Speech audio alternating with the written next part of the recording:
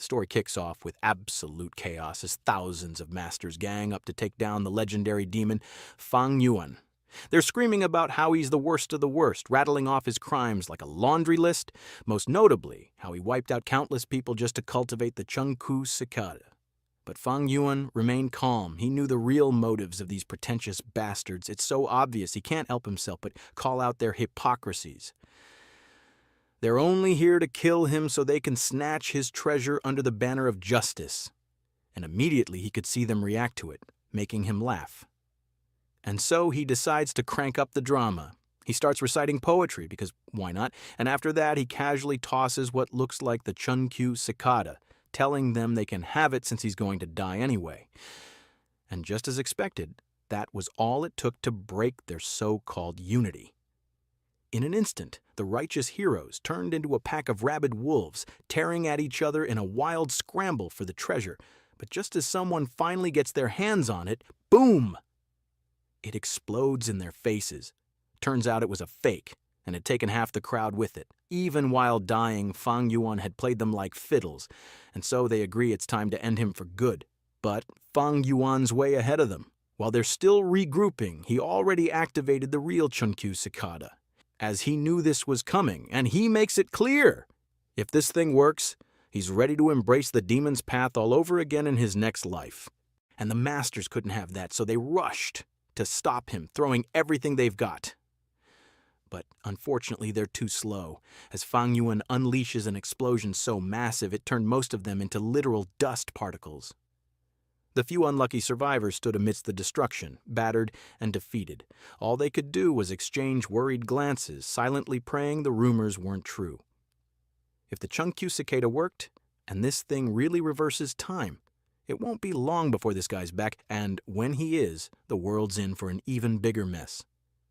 And came back he would be, as the story rewinds 500 years into the past.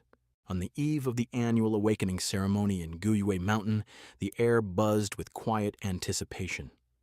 The clan elders gathered, their solemn prayers weaving through the night, hoping this year's ceremony would finally deliver what they so desperately needed. A surge of talented young blood to reignite their dwindling legacy. Yet beneath their hopeful murmurs lay a current of unease. The elders' faces betrayed their anxiety as they exchanged hushed words about their mounting struggles.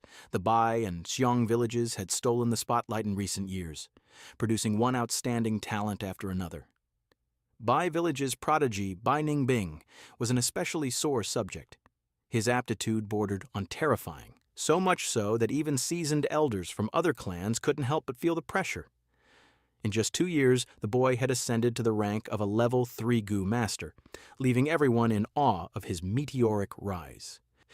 In stark contrast, the Gu clan had endured 3 barren years without a single genius to its name. But not all hope was lost. The elders spoke with cautious optimism about a promising young boy within their ranks. This child had shown exceptional promise from the moment he was born. Speaking fluently by 3 months, running confidently by 4, and reciting poetry by the tender age of 5, he was a rare gem. His ambition burned bright, a quality often linked to extraordinary aptitude. The only shadow over his potential was the tragic loss of both parents, leaving him under the care of his aunt and uncle. As the conversation swirled, the clan elder listened closely, his thoughts immediately drawn to Guyu Fang Yuan, the child prodigy from the Fangji family. A small, hopeful smile graced his face as he considered the boy's future. If Fang Yuan displayed a high-grade aptitude at tomorrow's ceremony, the Gu clan's fortunes might finally take a turn. With this, the elder brought the meeting to a close, but before the gathered leaders departed, he delivered a stern reminder. And that competition within the clan was inevitable, but it must remain honorable. Any underhanded schemes that could fracture their fragile unity were strictly forbidden, to which the elders nodded in agreement. Now that the clan elder was left alone, he tilted his head toward the sky, his laughter breaking the stillness. To him, even the heavens seemed restless tonight, as though they too awaited the ceremony's outcome. Meanwhile, somewhere in the clan, Fang Yuan stood there, stunned for a moment before breaking into uncontrollable laughter. This was Guyue Mountain. There was no mistaking it. He had actually gone back 500 years. The Chunkyu cicada worked. It really worked. He hadn't cultivated it for long, so he never expected it to succeed, but fate had surprised him in the best way possible. His thoughts raced as a grin spread across his face. In this world, there's never truly a dead end. As long as he was willing to keep moving forward, a path would always appear before him. Sure, he'd have to start from scratch, but so what? Starting over was just another challenge to conquer. Once again, he would walk the path of evil, and even if it ended in death, there wouldn't be a shred of regret in his heart. But before his rebirth, his soul had wandered the river of time, a liminal space where fragments of memory surfaced like shards of glass. He saw his 3-year-old self, a fragile, grieving child who had already lost both parents. Taken in by his aunt and uncle, he had hoped for comfort but instead found torment. His uncle's cruel hand left bruises not only on his body but on his spirit, and when he begged his aunt for protection, he saw something far worse.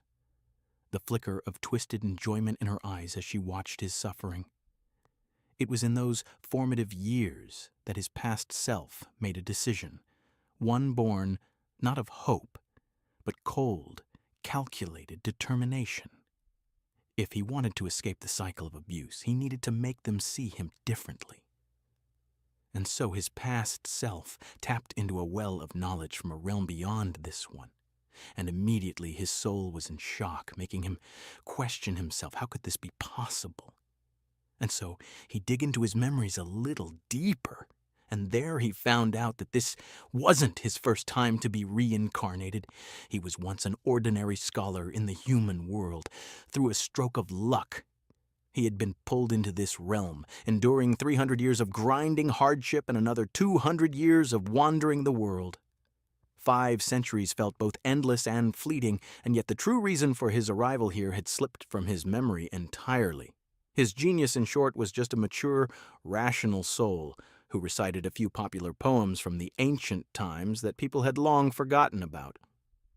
The true genius belonged to those with first-class aptitude, something he had never possessed.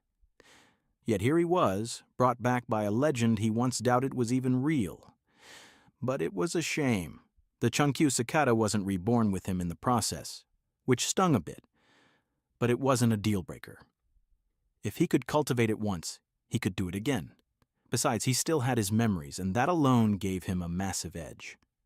The future was a blank slate, and this time, he would shape it entirely on his own terms. But before that, the door suddenly creaked open, and Fang Zheng stepped in, his voice cutting through the soft patter of rain.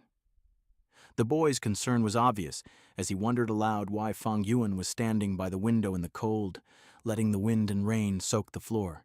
Fang Yuan barely turned, his expression as icy as the weather outside.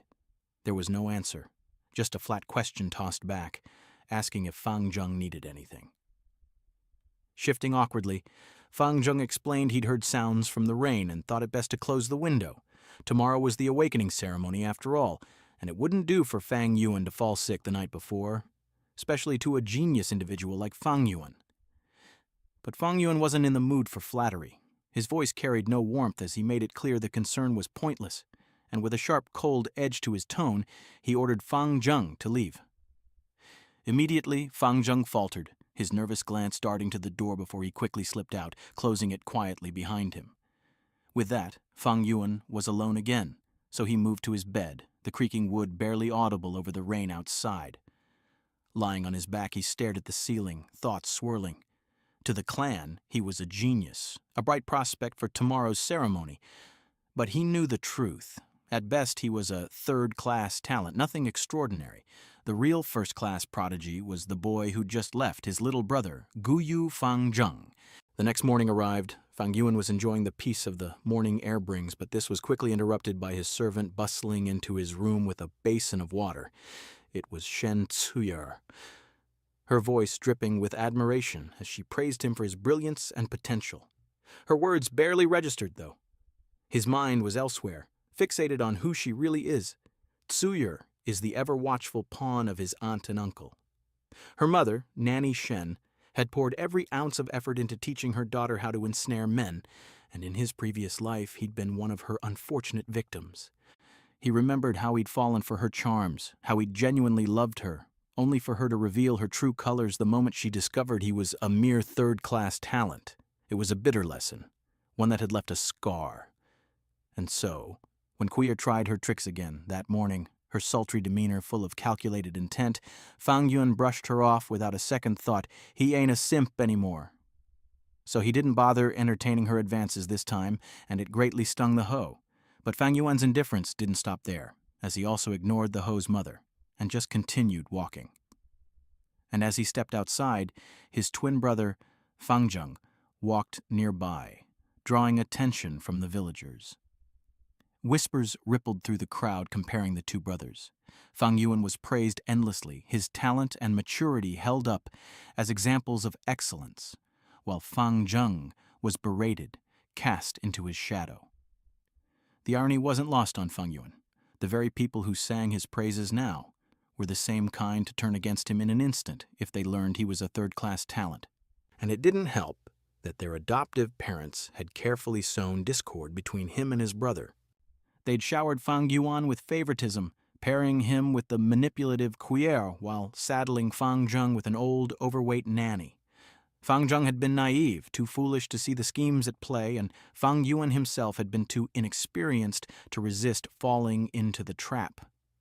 The rift between them had grown effortlessly, all according to their adoptive parents' designs. But this time, the game was different. He could manipulate them all with the underhanded methods he'd mastered in his previous life, turning the entire village into mere livestock under his control. But in the vast scheme of the world, they weren't even worth his time. They were insignificant side characters in the grand river of time. Even so, his disdain didn't mean mercy. If anyone dared to block his path, no matter how small or petty their schemes, he would ensure their suffering. After a while, the awakening ceremony began with everyone arriving promptly, the air thick with anticipation. The academy elder, an aged figure with a commanding presence, didn't bother with lengthy speeches or formalities. Skipping straight to the point, he motioned for the group to follow him as he led them into the depths of an underground cave. The elder's voice echoed off the stone walls as they descended, weaving a tale of history and purpose. This cave, he explained, held the spirit spring, the lifeblood of the Guyu clan. Its discovery had shaped the clan's destiny, for the spring produced an abundance of fundamental spiritual stones. And resources were the foundation of everything. No matter where life took them, securing resources should always be their top priority. The words carried weight, leaving a murmur of acknowledgement among the young attendees, but suddenly the steps of the elder had abruptly stopped. As it seemed, they reached the heart of the cave, and immediately the children were greeted by a breathtaking sight. A vast sea of moon orchid flowers blanketed the cavern floor, their soft glowing petals casting an ethereal light across the space. Even Fang Yuan couldn't help himself but grin, not because of the beauty itself, but because it was the starting point for cultivation, the moment his new path would truly begin. As expected, the clan head felt the same, so he stepped forward and began the ceremony, and so the elder started explaining to everyone that when their names were called, each participant would step onto the moon orchid field, cross the riverbank, and walk as far as they could. The farther they went, the better their talent. The crowd buzzed with excitement, eager to see who among them would rise to greatness. The first name called was Guyu Chenbo. All eyes turned to him as he stepped onto the field, his every move scrutinized. As soon as his foot touched the orchids, an invisible weight pressed down on him, like a massive wall trying to crush him. Beads of sweat formed on his brow as he strained against the force. For a moment it seemed impossible, but then a faint glow enveloped him. The pressure lightened just enough for him to take another shaky step forward. Still, Chenbo struggled onward, every muscle screaming in protest. He wasn't fighting just the weight. He was battling the crushing fear of a life destined for servitude. He wanted to change his fate, to rise above being a lowly servant, even if his talent was minimal. But despite his determination, he could only manage 3 steps. The orchids dimmed beneath him, signaling his failure. No talent to become a Gu master. and the crowd watched in heavy silence as Chenbo returned to his place, defeated. The ceremony started out grim, but after several more failed attempts, the atmosphere shifted as Guyu Mobei's name was called. He stepped onto the orchids with confidence, and to everyone's amazement, he strode forward effortlessly. Step after step, he moved without hesitation, reaching 36 steps before stopping. Gasps of surprise rippled through the crowd, the elders exchanged hopeful glances, and a burst of pride shone on Elder Moken's face as he boasted to Chilean about his grandson's impressive performance, which greatly irritated Chilean. Meanwhile, the clan elder called Mobei forward to examine his inner primeval C, the key to measuring true talent. Talent was divided into 4 classes, from first class to 4th class. Initially, the people who walk less than 10 steps have no talent at all and will not be able to become a Gu master at all. So starting at 10 to 20 steps, they have a 4th class talent, 20 to 30 are those 3rd class, while 30 to 40 steps are 2nd class talents who is basically guaranteed to be an elder in the future. And lastly, people who can walk 40 to 50 steps have 1st class talent. If one of these people appear, they'll certainly help their family prosper. These people will get first priority for everything, and roughly after 10 years of cultivation, they can become a rank 4 Gu master, potentially rising to lead the clan. But that seems to be impossible in their clan, as every 10 participants, more than half, would show no talent at all. And this is bad. Real bad, especially since it had been half an hour and still not a single first-class talent had emerged.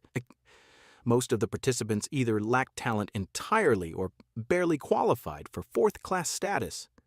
And they placed all the blame on the flower wine monk, as he had killed their only strong bloodline, the rank 5 Gu master.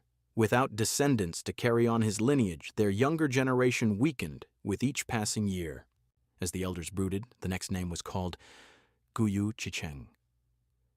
The young man confidently stepped onto the field, and to the clan's relief, he managed 36 steps, marking him as another 2nd-class talent. And so, the crowd praised Chicheng's performance, while his grandfather, Guyu Chilian, basked in the moment, his rivalry with Elder Motion fueling his pride. But while the others rejoiced, Fang Yuan remained silent, his thoughts turning back to his previous life. He remembered the truth behind Chicheng's so-called talent. The boy wasn't a 2nd-class talent at all. He was a 3rd-class talent, just like so many others. His grandfather, Guyu Chilian, had orchestrated an elaborate cheat to fake the results. And this was all because of a generational beef between the Mo and Chen family, and having his descendants be a weak trash meant their family's influence would dwindle. And so Gramps decided to bend the rules a little bit, and it had almost gone undiscovered. If not for a seemingly random accident, Chicheng had been exposed, and the scandal had shaken the clan, with punishments handed out to all involved. But this time, Fang Yuan had an advantage. He saw the board clearly, and all the pieces were in place, already strategizing how to turn this incident into a weapon. But his trains of thought was interrupted as his name was called out. It was his turn next. The murmurs of anticipation among the crowd grew louder as he stepped forward. All eyes were on him. His brother Fang Zheng stood nearby, tears welling up in his eyes as he silently rooted for Fang Yuan. But Fang Yuan, he already knew how this would unfold. The past was a script he'd lived before, and he was simply playing his part. Stepping onto the sea of moon orchids, he immediately felt the overwhelming pressure. The chi pouring out from the spirit spring was suffocating, a relentless force pressing down on him. This pressure wasn't just an obstacle, it was the true test. When a student reached their breaking point, the mystical Hope Gu would appear, glowing like tiny fireflies in the air. Due to this, the legend of the Hope Gu echoed in Fang Yuan's mind as he walked. It was one of the oldest tales, passed down through countless generations, the story of Renzu, the first human. The elders often recounted how Renzu's life had begun in a savage, unforgiving wilderness, where he lived on raw flesh and blood, barely scraping by. His existence was a constant battle for survival, and the monstrous Kunjing beasts relentlessly hunted him. Renzu's desperation had reached its peak when, surrounded by Kunjing and moments from death, a brilliant light descended from the heavens. The power Gu emerged, offering salvation in exchange for Renzu's youth. Desperate to live, he accepted, gaining immense strength, and using it to fend off his enemies. But power alone wasn't enough. And when Renzu realized the limits of brute strength, he sought something greater. And so, he offered the prime years of his life to the Wisdom Gu, a beautiful and radiant creature. In return, he gained knowledge and insight, changing his life once again. Yet, even with power and wisdom, time marched on. Renzu grew old, and when he had nothing left to give, both the power Gu and Wisdom Gu abandoned him. Surrounded once more by the Kunjing, Renzu's final moments seemed certain, until a tiny, humble Hope Gu appeared. It required only one thing, his heart. Despite knowing that giving his heart would mean instant death, Renzu realized it was his only chance, and so he offered his heart to the Gu, and in return, the Kunjing were incinerated. From that day forward, Renzu understood that when facing impossible odds, giving one's heart to hope could create miracles. And with this hope, Fang Yuan pushed forward step by step, but still the oppressive key bore down on him. And by the time he reached his 20th step, his legs felt like lead. The elders whispered among themselves, noting that the Hope Gu appearing around him were faint and few. This wasn't the mark of a first-class talent, they concluded, and disappointment began to creep into their expressions. But Fang Yuan knew better. At the 23rd step, he felt his limit approaching, his body trembling under the pressure. It seemed as though this would be his final step, the end of his performance. Yet he gritted his teeth and pushed forward, driven by something deeper. At the 27th step, his abdomen lit up, a warm, glowing light spreading through his body. His awakening was a success. Awakening was a strange and mystical process, a phenomenon that defied the normal rules of the physical body. It occurred within oneself, but not in any space that corresponded to internal organs. Instead, it unfolded in a place beyond comprehension. Some called it the purple space, others the indigenous pool, but the most widely accepted name was the primeval sea. During the awakening, the Hope Gu would burst, releasing a radiant glow that enveloped the individual. This light stabilized the awakening space, keeping it from collapsing under the immense energy being unleashed. Within this mystical space lay the green primeval sea, the source of a Gu master's essence. Each shimmering droplet of this green essence represented vitality, potential, and the very soul of a Gu master. It was the core of their power, used to nurture and raise their Gu, and with it came the mark of their path as a cultivator. For Fang Yuan, this moment was both a victory and a burden. The awakening was successful, his primeval sea had formed, and his journey as a Gu master had officially begun again. Yet, just as in his previous life, he couldn't push beyond his limits. His body refused to take another step forward. Meanwhile, the elders couldn't see what he saw, couldn't feel what he felt. But he knew this wasn't just an ordinary result, and so he asked Fang Yuan if he could still keep going. But as he had feared, Fang Yuan stood upright and turned around, completely shocking everyone. And so the crowd began to murmur, still unsure of what to make of his performance, but even the elders' expressions darkened. Disappointment etched into their faces while the students jeered and mocked Fang Yuan. Like, are they for real right now? These kids are just dumb. Their clan is in the brink of collapse because they are a bunch of untalented shits, and the only hope for their clan revealed to be trash like them. But all they could think of is to make fun of him. They really are bound to fail. But even with their mockery, Fang Yuan stood unfazed as his thought lingered on the shadow of his past self, where tears streamed down his face in shame and despair. He remembered the bitter regret of being unable to protect his younger brother, the helplessness of knowing he couldn't fulfill the expectations placed upon him.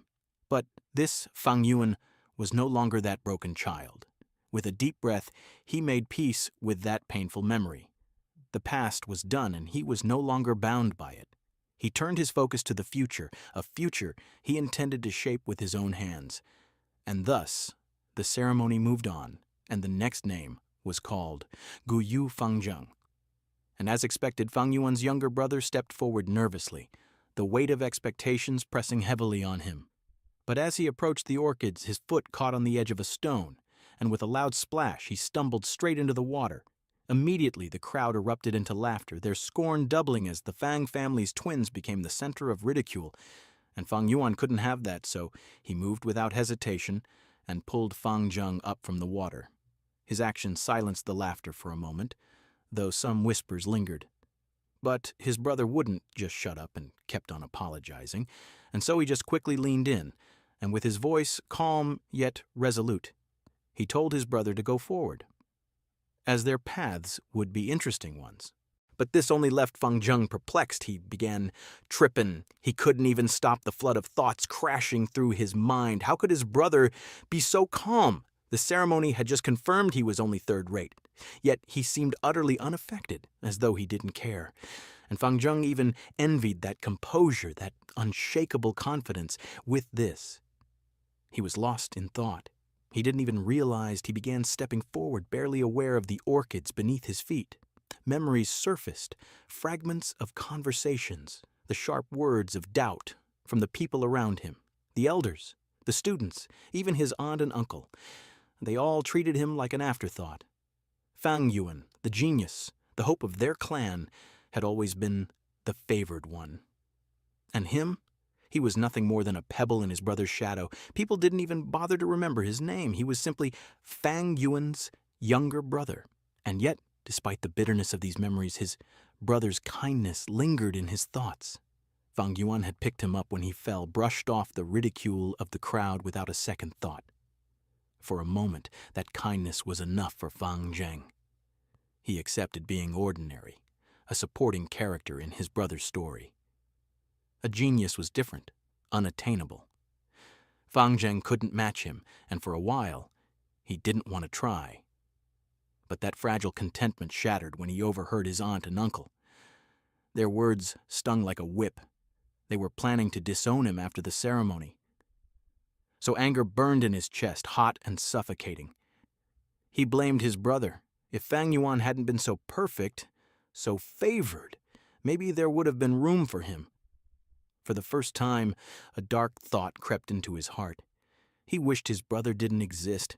Still, his mind reached for a lifeline, and it found Suyur. She had been kind to him, the only person who ever said she liked him more. But that hope was short-lived, though. Fang Zheng's heart broke when he saw her with his brother, shamelessly throwing herself at Fang Yuan. His chest tightened and resentment swelled to the surface. His brother wasn't just an obstacle now, he was the obstacle. With this, Fang Zheng's fury boiled over as he clenched his fists. He didn't want to be invisible anymore. He didn't want to live in his brother's shadow, ignored, forgotten, discarded. He wanted respect. He wanted to matter. He wanted to change everything. Something ignited within him. And when he opened his eyes and the world seemed to shift, gasps rippled through the crowd, pulling him back to reality. He looked down and saw the light surrounding him, radiant and undeniable. He had taken 43 steps. There was no doubt he is a first-class talent. The elders erupted into chaos, fighting over who would adopt him. The same people who once ignored him were now scrambling to claim him as their own. For the first time, Fang Zheng felt truly seen. He stood there, heart pounding, as the weight of this revelation washed over him. This is it. The gods have answered him. His gaze turned toward his brother. Everything would change now. No longer would he live under Fang Yuan's shadow. No longer would he be just the younger brother. He would prove who the real genius was. His eyes burned with newfound determination. From this moment on, the world would remember his name. And that he is Guyu Fang Zheng. And after all that had happened, 1 week just passed by so suddenly. The students sat in rapt attention as their teacher began the day's lesson, his voice echoing through the quiet hall. He spoke of the Gu, mystical creatures that were gifts from heaven and earth. Gu could take countless forms and be found in the most unexpected places, hidden in the soil, nestled within grass, or even residing in the bodies of beasts. They might inhabit birds, meadow snakes, precious gems, or even the powerful forms of demonic beasts. Gu were the essence of all living things, a reflection of the mysteries of life itself. As humans grew and uncovered the secrets of Gu, they learned to use their primeval essence to feed, refine, and control these creatures. Those who mastered this art became known as Gu Masters, individuals who wielded the power of Gu to shape their destinies. Since they are now rank 1 Gu Masters, from this point onward, they can use their primeval seas to raise Gu. The students sat straighter, their faces a mix of pride and anticipation. But it was Guyu Mobe who raised his hand first, his curiosity cutting through the teacher's explanation.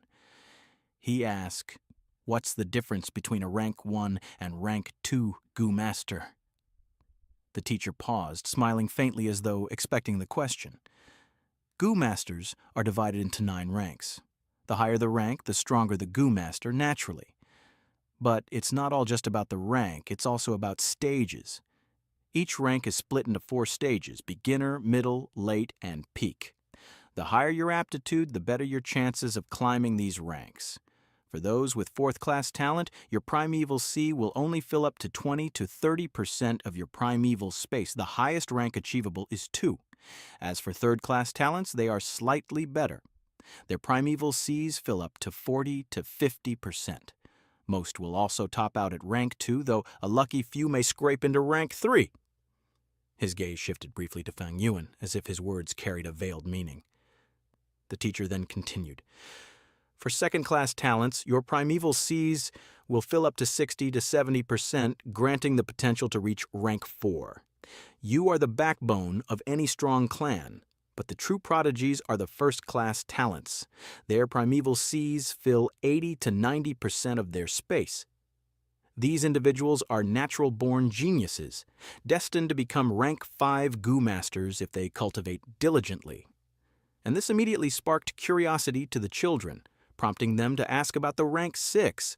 But, like any rank 6 and above, are the stuff of legends. Even the teacher cannot say much about them. Even their Guyu clan has never seen a rank 6 Gu Master, though they have produced some truly great rank 5 and rank 4 Gu Masters. With this, the students had quickly pieced together why Fang Zheng was being doted on by the elders. 1st-class talent wasn't something to scoff at after all, but their newfound respect for Fang Zheng came with a sharp disdain for Fang Yuan. They whispered among themselves, mocking him for his behavior over the past week. He'd been sleeping through every lesson, seemingly uninterested in cultivating his abilities. Worse yet, rumors swirled about him wandering the village at night, apparently drunk and wasting away under the moonlight. It was lucky their village had remained safe in recent years, or things might have taken a turn for the worse. Even the elder teacher, who was watching Fang Yuan snooze at his desk, could only sigh in disappointment. He'd once believed Fang Yuan had potential, but that hope was fading fast. How could someone with such poor temperament ever be considered a genius? If he couldn't even handle a setback like this, fostering him would only waste the clan's resources. The elder shook his head, silently cursing himself for being so mistaken. Fang Yuan didn't seem worth the effort, not compared to Fang Zheng, who was already being shaped into a rising star. The elder's thoughts drifted to the clan's history. Only 2 rank 5 Gu Masters had ever emerged from their Guyu clan. The first was the founder himself, the 1st-generation clan leader who had built their village from nothing. The second was the legendary 4th-generation clan leader, a man of unparalleled talent and strength who reached the peak of rank 5. His death, however, remained a bitter scar on their history. If it weren't for the flower wine monk, he probably would have reached level 6. And the bad vibes had influenced the students as well. Even Fang Yuan, who was half asleep, could overheard the elder's mutterings. His mind wandered to the story of the 4th-generation clan leader and the flower wine monk. It was a tale every child in the village knew, told and retold as a lesson in both bravery and betrayal. The flower wine monk, a notorious figure among the demonic factions, had been infamous for his evil deeds. Hundreds of years ago, he traveled to Qingmao Mountain with malicious intentions, targeting their village. The fourth-generation clan leader, ever vigilant, exposed the monks' schemes, leading to an earth-shaking battle that shook the very foundations of their land. The monk, though powerful, was no match for the clan leader. By the end of the fight, he was kneeling in defeat, begging for mercy. The clan leader, known for his kindness and mercy, was prepared to spare him. But just as he hesitated, the flower wine monk struck with a sneak attack, inflicting a fatal wound on the leader. Enraged and betrayed, the clan leader retaliated with everything he had, killing the monk on the spot. But the victory came at a terrible price. The injuries he sustained were beyond healing, and he succumbed shortly after. His sacrifice secured the safety of the village, and he was forever remembered as a hero. But Fang Yuan wasn't particularly captivated by the heroics of the fourth-generation clan leader. What intrigued him more was the mystery surrounding the flower wine monk. Specifically, where the monk had died and why his corpse had never been found. Fang Yuan had scoured every inch of the village, yet the monk's remains were nowhere to be seen. If he remembers correctly, then 2 months from now, a seemingly unrelated event would unfold. A heartbroken Gu master from their clan, drowning his sorrows in wine, would wander into the mountains. The heavy aroma of alcohol would attract a liquor worm, a rare and expensive type of Gu. Overcome with excitement, the drunken Gu master would chase the elusive creature through the wilderness. Eventually, the liquor worm's trail would lead him to a hidden underground cave. Inside, the Gu master would stumble upon the flower wine monk's corpse and the treasures he had left behind. The inheritance would turn the Gu master's life around. His cultivation would skyrocket, earning him wealth, power, and prestige. His ex-lover, swayed by his newfound status, would reconcile with him, and he would become the envy of the entire village. Unfortunately, Fang Yuan had only caught fragments of this story in his past life, bits and pieces passed around in idle conversations. He knew the general outline, but not the exact location of the cave. He even resorted to buy copious amounts of wine and kept wandering the village at night, drunk and reeking of alcohol, but it had failed every time. And he was this determined, since refining a liquor worm as his vital Gu would be far superior to the clan's standard moonlight Gu. But just like that, in the blink of an eye, it was already April. The teacher's voice filled the classroom as he began explaining the value and significance of primeval stones, the lifeblood of cultivation. He detailed how these stones were not only currency, but a vital resource for nurturing Gu worms. The class perked up when he announced that once the lesson ended, they would head to the Academy's Gu room to select their vital Gu. As an added incentive, the first student to complete the refinement process would receive a generous reward of 20 spiritual stones, sparking excitement and determination among the students. But before that, the teacher warns them that using a higher-level Gu came with steep costs, not just in resources, but also in stability. Feeding a higher-rank Gu was a burden that most low-rank Gu masters couldn't sustain, often leading to their downfall. For that reason, new Gu masters typically chose a rank 1 Gu worm as their vital Gu, unless their circumstances allowed for something exceptional. And there's a reason why it is called that way. This Gu is very important as it is deeply interconnected with a Gu master's life. If a vital Gu perished, its master would suffer grievous harm, making its protection paramount. And now, that was done, the students eagerly followed the teacher to the Gu room. When it was Fang Yuan's turn to pick, he stood before the array of shimmering Gu worms, each encased in delicate containers. His original plan had been to refine the liquor worm as his vital Gu, but the risk of waiting was too great, so he decided to play it safe for now. His hand hovered over the moonlight Gu, a glowing worm that radiated a soft silver light. The moonlight Gu was a staple of their clan, a symbol of the Guyu lineage. These Gu weren't naturally occurring, but were meticulously manufactured through a secret clan technique, making them exclusive to the Guyu clan.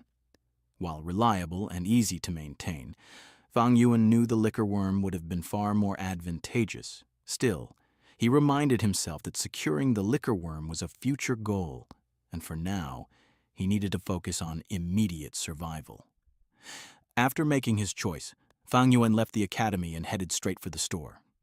He bought 2 jugs of wine, spending nearly the last of his spiritual stones. Tomorrow he wouldn't have enough to buy more, but the liquor worm still hadn't appeared. Time was slipping away, and Fang Yuan felt the weight of his plans pressing down on him. Most of his peers were likely at home refining their newly chosen goo, eager to claim the 20 spiritual stones reward. Refining a vital goo, however, was largely a test of talent. Those with higher aptitude had a significant advantage, and as a third-class talent, he knew his chances were slim without resorting to unconventional methods. But before he could think any further, a familiar voice called out to him. It was Fang Zheng, looking all high and mighty with his drip, before telling him that their aunt and uncle wanted to see them. But as he looked at Fang Yuan, he couldn't help a smile crept on his face, as if he was amused about seeing his brother in this state. Still, he got to keep the act up. So he asks, or more accurate, commands Fang Yuan to stop drinking so much.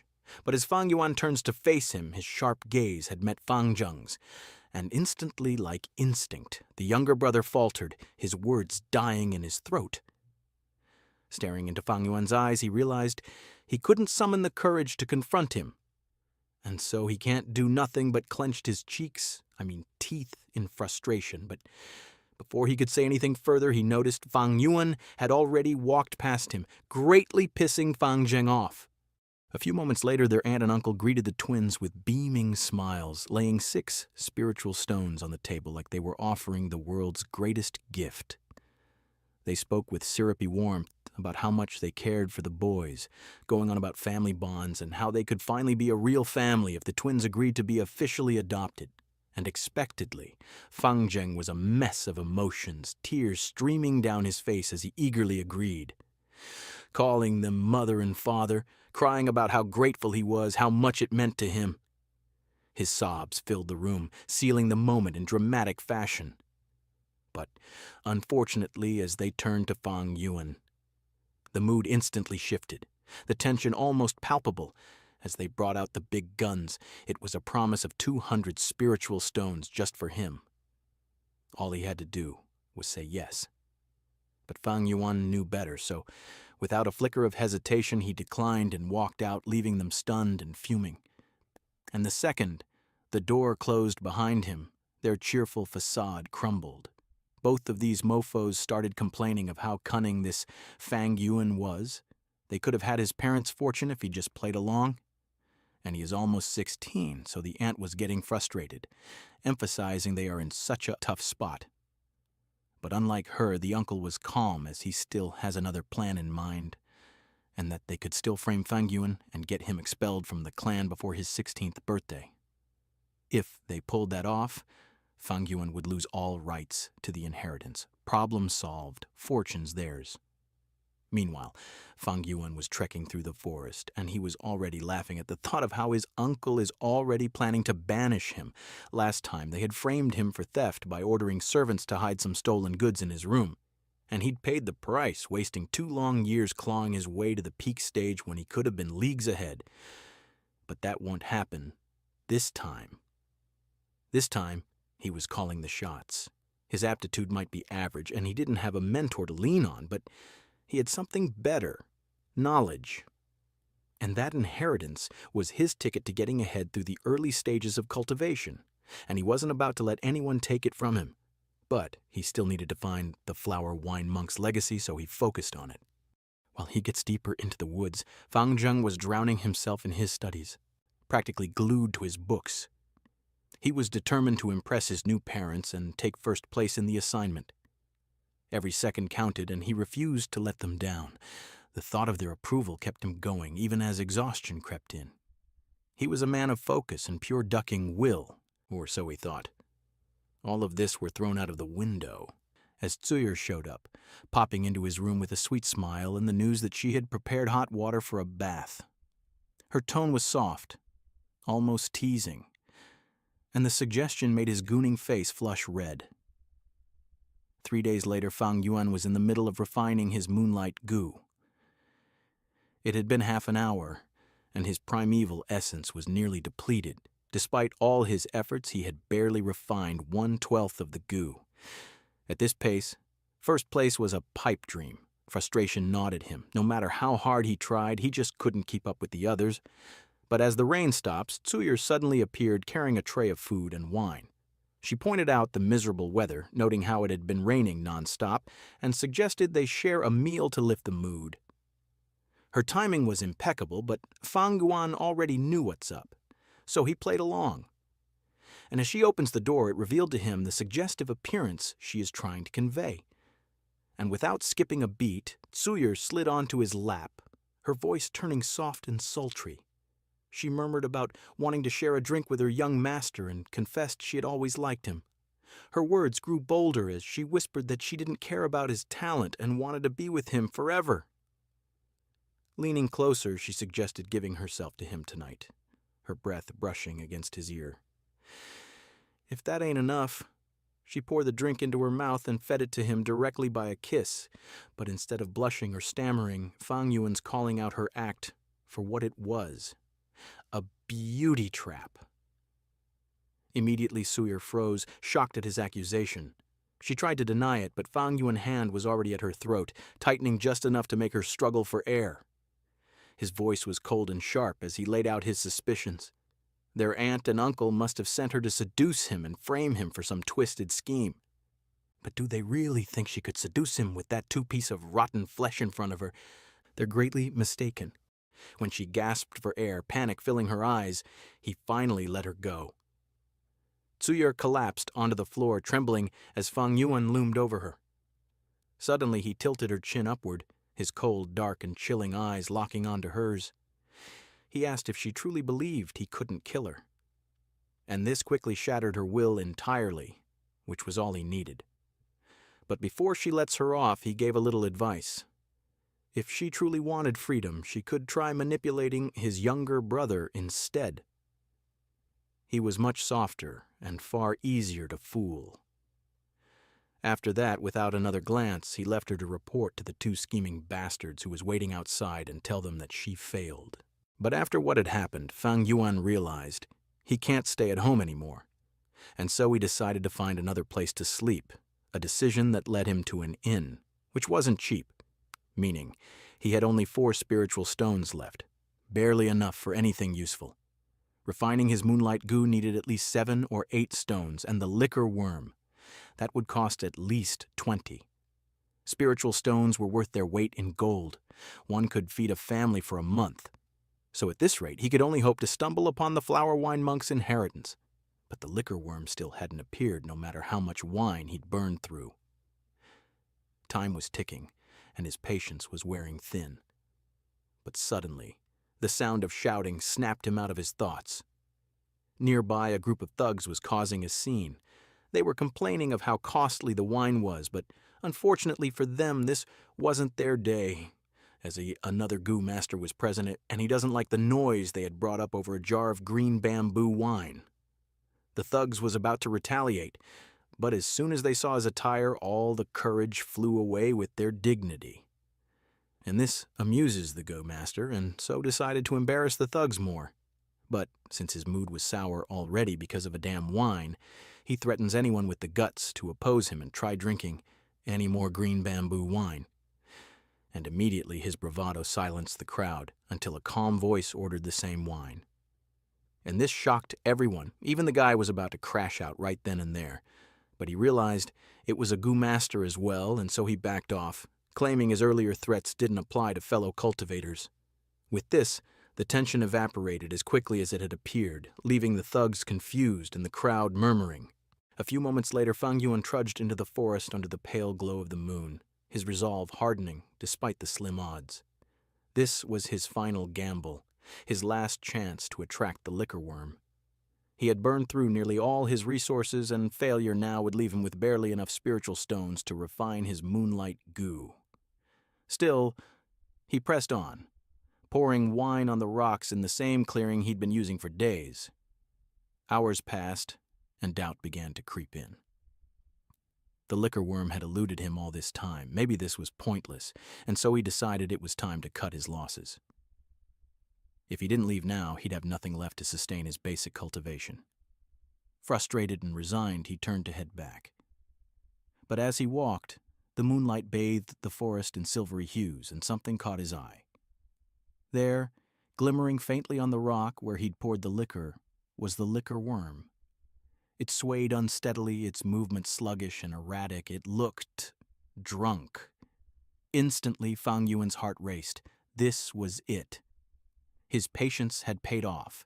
Keeping his excitement in check, he followed the worm as it began to move, weaving through the underbrush. It led him deeper into the forest, past tangled vines and ancient trees until it reached a waterfall. The sound of rushing water filled the air as the liquor worm slipped behind the cascade, revealing a hidden cave entrance. Stepping inside, Fang Yuan found himself in a dark, damp cavern. And there, illuminated by the faint glow of bioluminescent fungi, lay the flower wine monk's corpse, surrounded by his inheritance. Fang Yuan's breath hitched. This was it, the treasure he had been seeking. He reached out, his fingers trembling slightly as he moved to claim the liquor worm and the inheritance, but before he could touch them, a voice startled him, echoing faintly through the cave. His body stiffened. Someone else had followed him? His mind raced as he weighed his options. Negotiation would be the smartest move. He couldn't afford a confrontation here. Slowly he turned his head, prepared to face whoever had found him. But there was no one there. Instead, holographic images flickered to life, playing out scenes like fragments of history etched into the very air. Fang Yuan froze, watching in stunned silence as the true story of the flower wine monk unfolded before him. The monk had been conducting business with the Guyu clan, offering reasonable prices for his goods. But the clan had other plans. They had poisoned his wine, intending to kill him and use his head as a trophy to bolster their fame and reputation. The betrayal enraged the flower wine monk. In the ensuing battle, he defeated the fourth-generation clan leader, forcing the man to his knees. But the clan leader had begged for his life, and the monk, ever pragmatic, agreed to spare him for a price. The deal? 3,000 spiritual stones and weekly deliveries of moon orchid stalks. But as the monk let his guard down, the clan leader launched a sneak attack, restricting the monk's ability to use his primeval sea. With his powers limited, the clan leader demanded his surrender, but Baldy was pissed already. This is the second time they tried to backstab him, and so the flower wine monk retaliated, killing the clan leader on the spot. The act incited the entire Guyu clan to attack him, forcing the monk to fight them all without access to his primeval sea. Fang Yuan's mind reeled as the images faded. This was the truth, stark and unflinching. The elders had twisted the story completely, turning their fourth-generation clan leader into a martyr while vilifying the monk. No wonder the heartbroken Gu master in his past life hadn't dared to claim this inheritance. The projection alone could shatter the clan's carefully curated narrative. If the elders discovered this cave and its secrets, they wouldn't hesitate to erase it, and anyone who had seen it. But he isn't a coward like the heartbroken Gu master, and so he walked over to the flower wine monk's corpse and claimed his long-sought prize. The treasures, however, were far from what he had envisioned. Among the remains, he found only 15 spiritual stones, barely a fraction of what he'd hoped for. And most of the monk's Gu worms had perished, their vitality drained from neglect, leaving the liquor worm as the sole surviving Gu. And with the little profit he gained, he was thinking of reporting the body in order to benefit from this. But he quickly dismissed that thought, as selling this info to the other two villages would definitely be more profitable. With his plans taking shape, he turned his focus to the immediate task at hand, refining the liquor worm. As long as he had a vital Gu, he could return to the academy and live in the dormitory, sparing himself the exorbitant costs of staying at inns. More importantly, having a vital Gu would grant him access to the clan's resources, a lifeline he desperately needed. He counted his remaining spiritual stones, 17 in total. Refining a moonlight Gu required 5 stones, but the liquor worm would demand at least 11. Refining both would leave him with just 1 spiritual stone, an uncomfortably tight margin. Still, the liquor worm was worth every risk. Despite being only a rank 1 Gu now, it has the ability to improve the quality of primeval essence. This boost would drastically speed up his refinement process, making him more efficient in cultivation. Yet, refining the liquor worm was no easy feat, as it had awoken from its slumber, and it has a strong resistance which meant that the process would be grueling. And looking at it closely, it seems to be the vital goo of the wine monk. It had originally been a rank 5 goo, but years of starvation had reduced it to its current weakened state. Even so, its strength was formidable. It's as if he is having a confrontation of will against the monk. At this rate, 17 spiritual stones wouldn't be enough. Even 30 might not suffice, and in the process could drag on for a month or more, and he couldn't rely on others for help either. A higher-ranked goo master might have been able to assist, but no one would lift a finger for a third-class talent without demanding an exorbitant price. With this, he couldn't help himself but laugh. His luck was as rotten as ever. The next morning, Fang Yuan sat bleary-eyed in the inn, exhausted after spending the entire night refining the liquor worm. Despite his relentless efforts, the process had barely made a dent. Not even 1% of the worm had been refined. A huge setback, but he forced himself to focus. Unfortunately, his brother appeared. His face was a mix of anger and accusation as he demanded to know what Fang Yuan had done to Shen Suyer. But Fang Yuan, who was too drained to deal with him, didn't even bother to respond, choosing instead to ignore him completely. In turn, Fang Zheng was pissed. His voice grew sharper as he ridiculed Fang Yuan, taunting him over the rumors about Suyer and his supposed actions. Fang Yuan wasn't planning to do anything, but his brother is making a scene. Like, damn. All that because of a hoe. And so Fang Yuan dapped up his brother's face. He then reminded Fang Zheng that Shen Suyer was just a servant. Did he really value her so highly that he would forget his own brother because of her? But Fang Zheng couldn't answer the damn question because he was in shock. His brother had never hit him before, but this quickly turned to anger, and he lashed out with words of his own. He accused Fang Yuan of harboring jealousy, mocking him for being a third-class talent, and implying that his frustrations were simply the result of his inferiority. But this earned him another bitch slap. It seems like this insolent fool of a brother had truly forgotten everything he had done for him since they were children. He truly thought he'd still be alive without him. Wrong! He would have been abandoned. But after everything, he dared question his actions over a mere servant girl? Pathetic. And Fang Zheng couldn't even say anything, because he realized that what his brother said was correct. His elder brother is the only one who had protected him, cared for him, stood by him. But even before he could apologize, Fang Yuan cut ties with him. After all, Fang Zheng had already abandoned their real parents since he accepted his uncle and auntie as a new one. So it is just right that from this day forward, they are not brothers anymore. And this had completely shattered Fang Zheng. But before they could continue their lives as a stranger, Fang Yuan assured him that Suyer was still untouched. He had done nothing to her. But if Fang Zheng was so insistent on having her, he offered to negotiate. 6 spiritual stones, and she would be his. At first, Fang Zheng hesitated, torn between his pride and his desire, but his desire won. And so he tossed 5.5 stones on the table. He would have given more, but that's what all he has. Fortunately, Fang Yuan accepted it, and with that, their relationship, their bond as brothers, had been reduced to this, a handful of spiritual stones. And yet, Fang Zheng felt an odd sense of satisfaction. He had what he wanted. For now, at least, he was happy. 2 days later, Fang Yuan had been working tirelessly, pouring every ounce of focus into refining the liquor worm. Over the past 2 days, he had already spent 12 spiritual stones, yet his progress was painfully slow, only managing to refine less than 7% of the worm. Still, Fang Yuan wasn't fazed. Falling behind in the short term didn't matter. What truly mattered was the liquor worm. Once refined, its benefits would far outweigh any temporary setback. However, just as he thought the process was moving predictably, an adverse reaction erupted. The liquor worm began resisting fiercely, its energy surging and invading his primeval space. Fang Yuan gritted his teeth.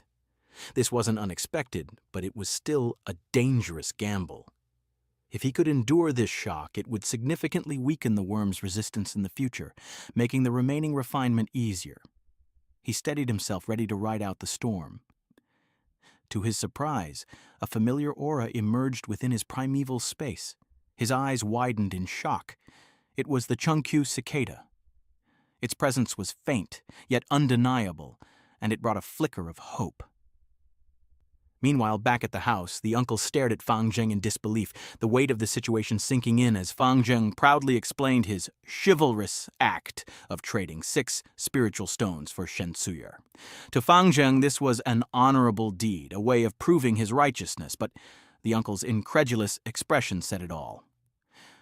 With a mix of amusement and irritation, he pointed out the glaring flaw in Fang Zheng's logic. Shen Suyer already belonged to their family.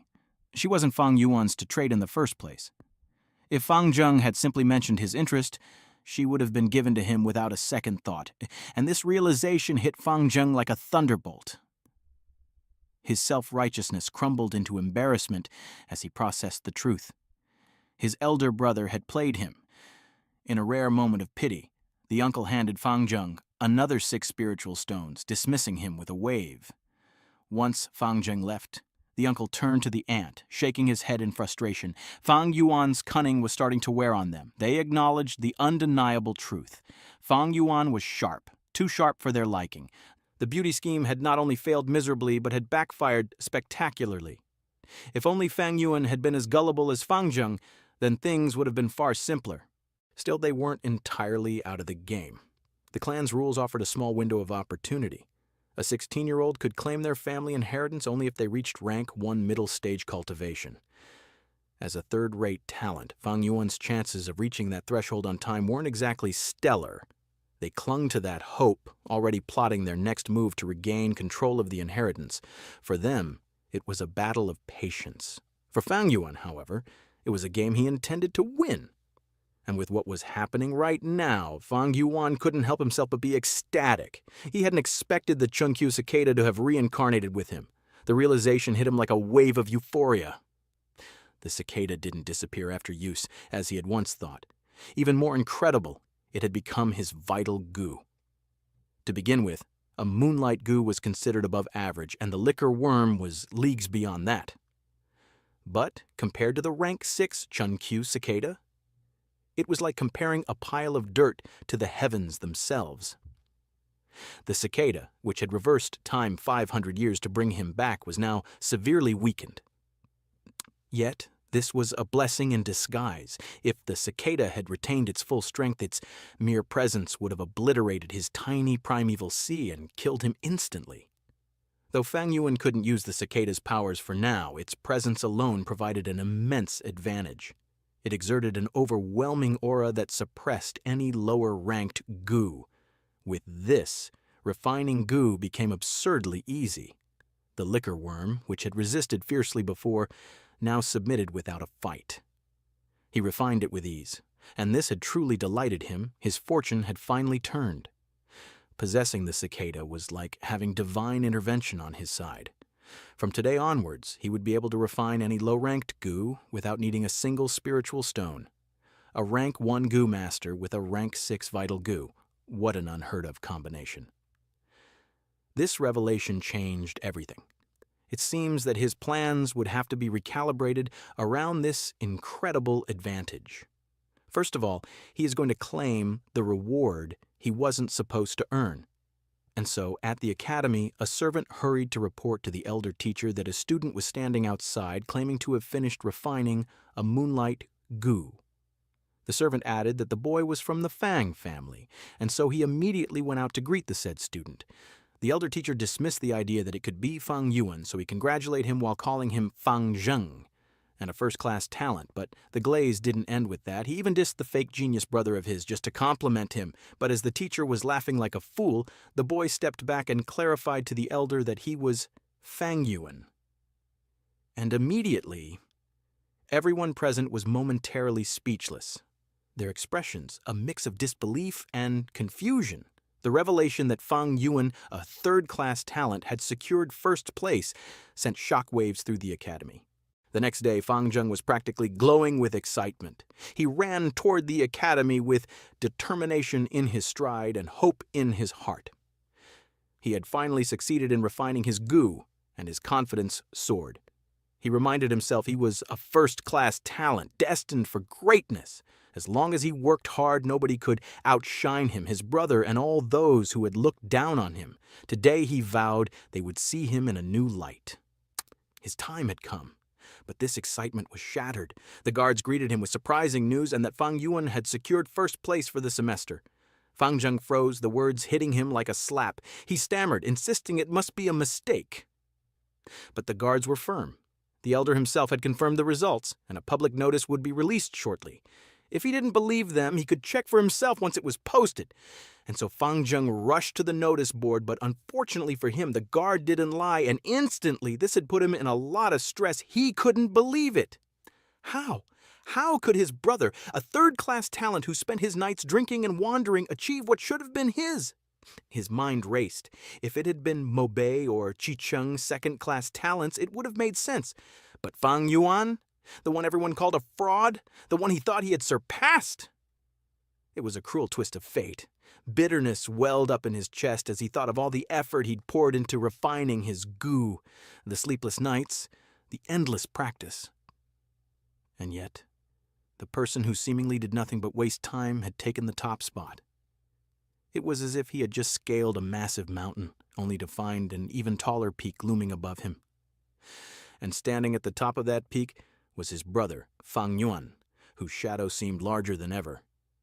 And the crowd around the notice board wasn't any calmer. The other students murmured in shock, their expressions mirroring Fang Zheng's disbelief. None of them could wrap their heads around this.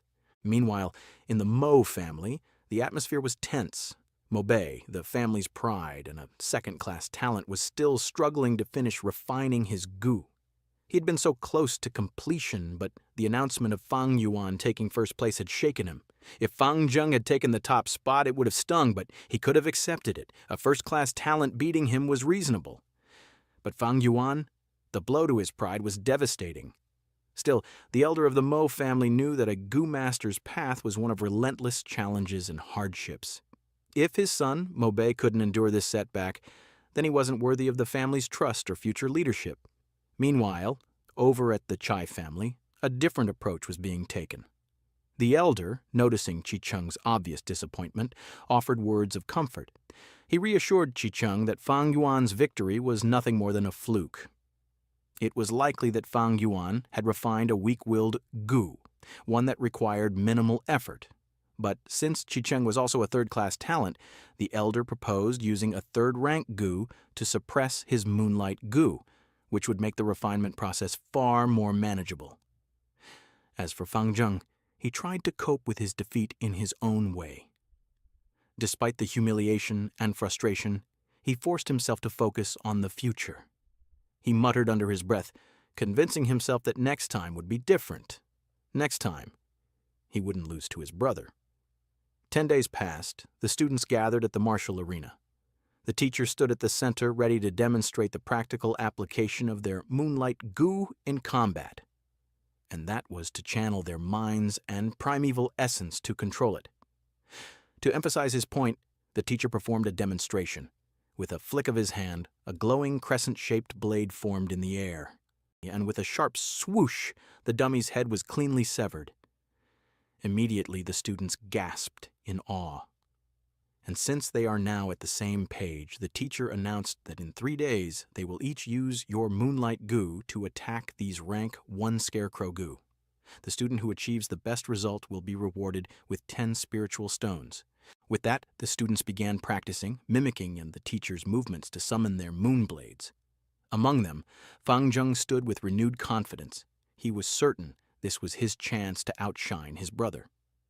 But his thoughts was interrupted by the sound of moonblade shaving the practice dummy, and immediately, as if he got PTSD, he thought it was his brother, and his heart couldn't have such an outcome. But it seems like he was mistaken, as Fang Yuan was standing so calmly and so relief washed over Fang Zheng. But in reality, it was indeed Fang Yuan who had launched the attack, but he decided to stay low-key since there was no need to draw attention to himself just yet. For now, letting the others remain in the dark about his abilities was the best strategy. With that, Fang Yuan wandered into a small shop and bought a grass scarecrow from a familiar face. exchanging polite nods without much conversation.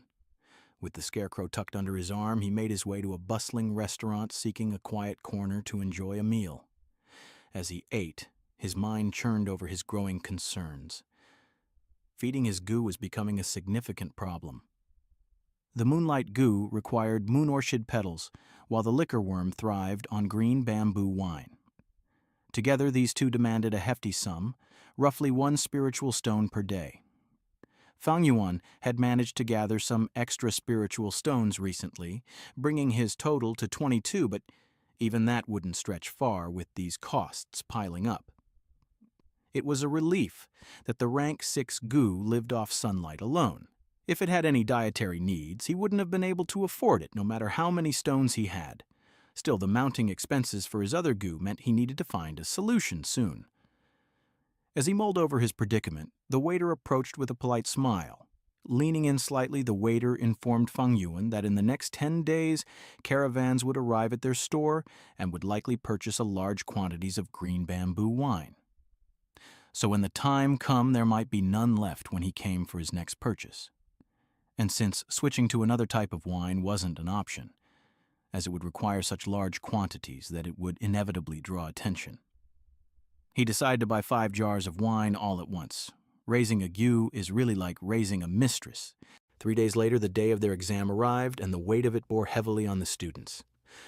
So even as another instructor was teaching them about close combat, they struggled to focus, their minds consumed by thoughts of the assessment awaiting them after class. A few moments later, the awaited exam started. The elder then stepped forward and explained the rules. Each group would have 5 participants, and each student would attack 3 times with their moonblade. And the scoring was simple. 1 point for the limb, 2 for the trunk, 3 for the neck, and 4 points if they managed to sever the scarecrow's head. A perfect score should be 12, and the person with the highest score will get first place. And with that out of the way, the exam began. The first group stepped forward, but their results were underwhelming, none managing to achieve a notable score, and this had disappointed the teacher. Still, it was too early to get frustrated, so he continues.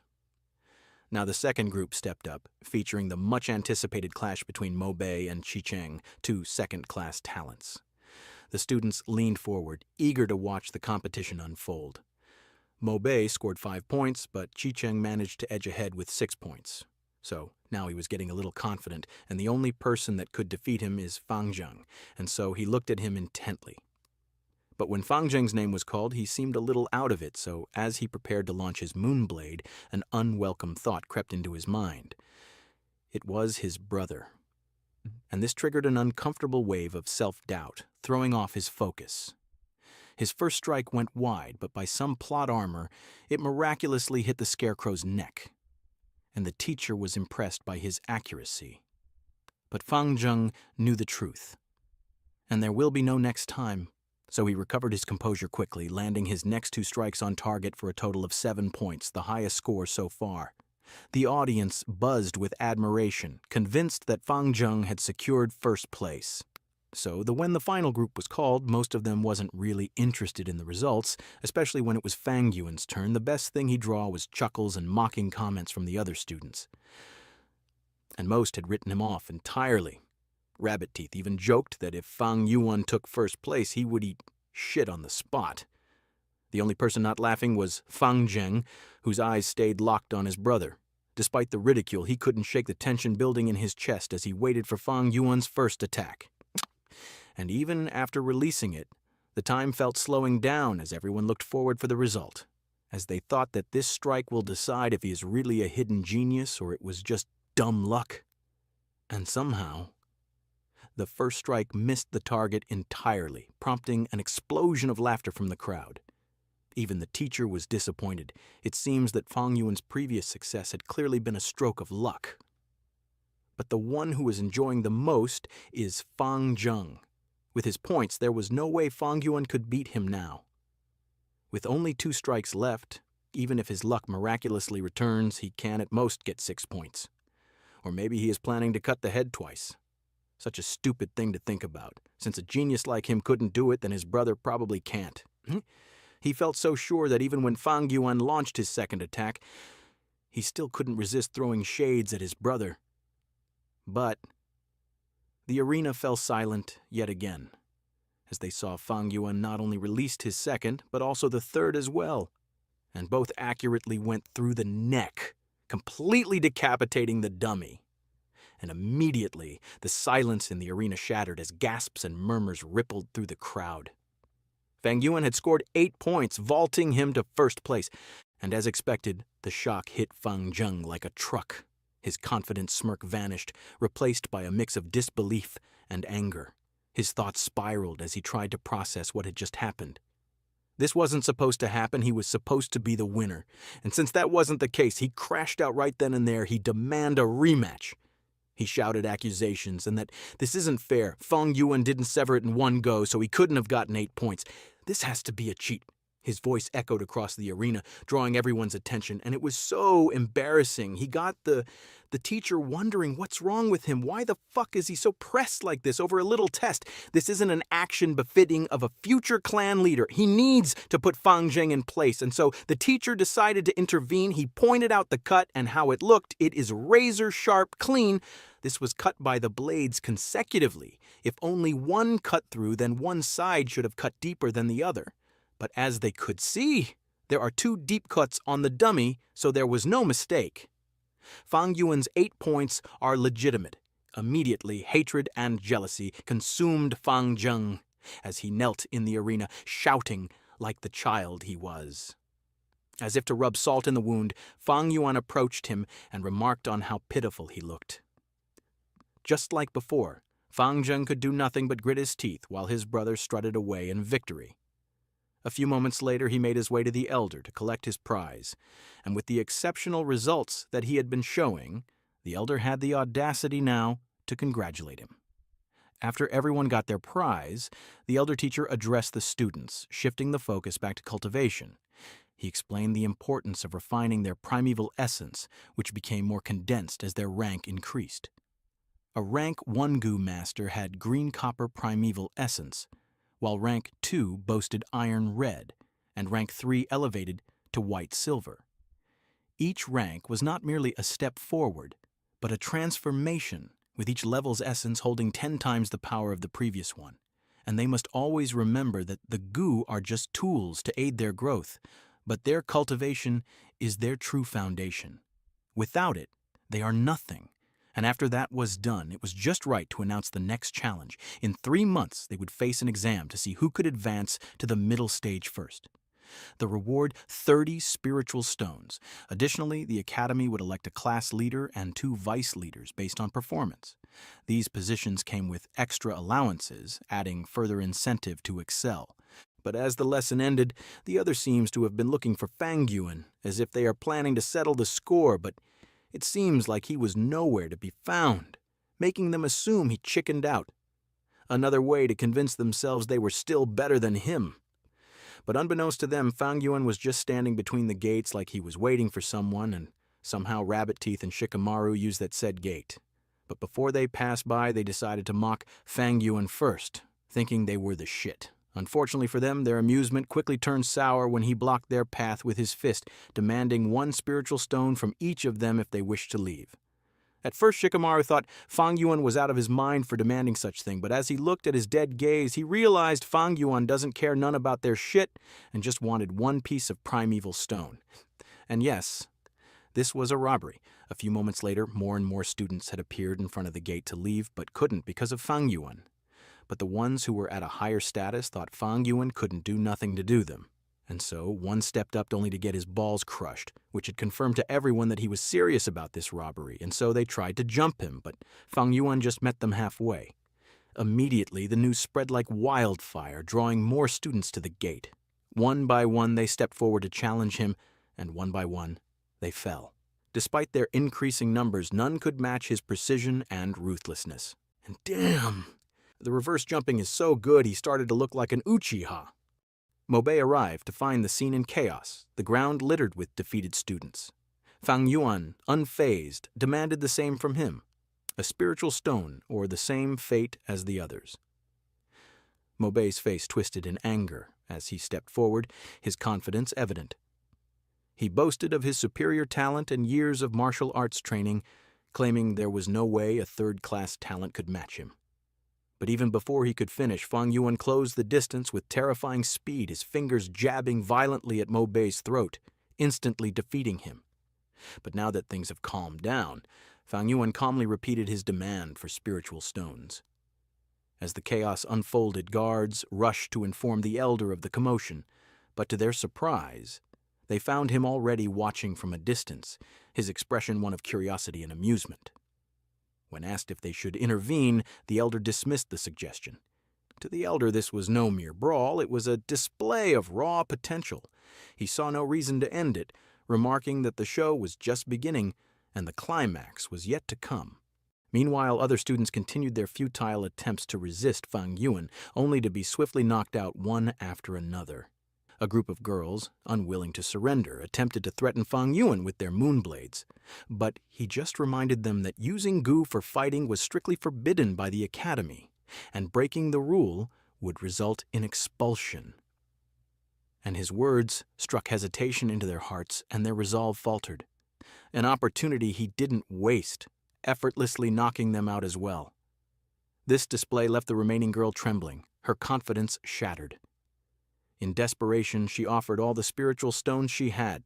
Fang Yuan, however, took only one, calmly stating that he had no interest in anything more than what he had asked for. Meanwhile, the guard continued to pester the elder, his irritation barely concealed. He voiced his frustration over Fang Yuan's audacious behavior, accusing him of acting too arrogantly by plundering spiritual stones right under their noses. The guard suggested that with the elder's permission, he and his subordinates could handle the situation swiftly. The elder, however, dismissed the suggestion with a wave of his hand. He assured the guard that everything was under control, the kid is just taking one stone, and that nothing serious would come of it. Besides, this was a valuable opportunity for the students to grow. But you see, the guard was really power-tripping. He wasn't taking no for an answer, so he pressed on, adding that the boy didn't respect them at all. And this is what snapped the elder out. Them? There is no them. His surname isn't Gu Yu, so who does he think he is? Because as far as he remembers, they are lucky few who were given the position of guards, who was rewarded some sweet benefits, but in reality they are still servants. So they shouldn't get it twisted. And that those carrying the Gu Yu name, even if they are still of young age, they were their masters. And it was unthinkable for a servant to voice their opinions about their masters. With this, the guard's arrogance crumbled, and he fell to his knees, pleading for forgiveness, but the elder was unmoved. He then relieved him of his position on the spot, but not without turning to the others to announce that a new chief guard would be elected in half a month's time. A simple declaration that delight through the remaining guards who were eager for the opportunity to rise in the ranks. With that, the elder dismissed them, his thoughts turning inward.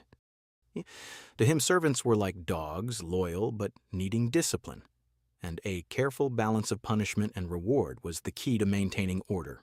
Meanwhile, Fang Zheng arrived to where Fang Yuan is, and his expression a mix of disbelief and frustration as he took in the sight of his brother standing over a defeated crowd. He asked how Fang Yuan could stoop to such behavior, but as if he hadn't heard him, he just continued his demands. With this, Fang Zheng realized his brother was serious, and so he asked if he was expected to pay as well. To his surprise, Fang Yuan assured him that he didn't need to pay, which relieved the idiotic bastard, so he was about to leave. But psych, Fang Yuan wasn't done, so he clarified, he don't have to pay like the others, but he will end up just like them.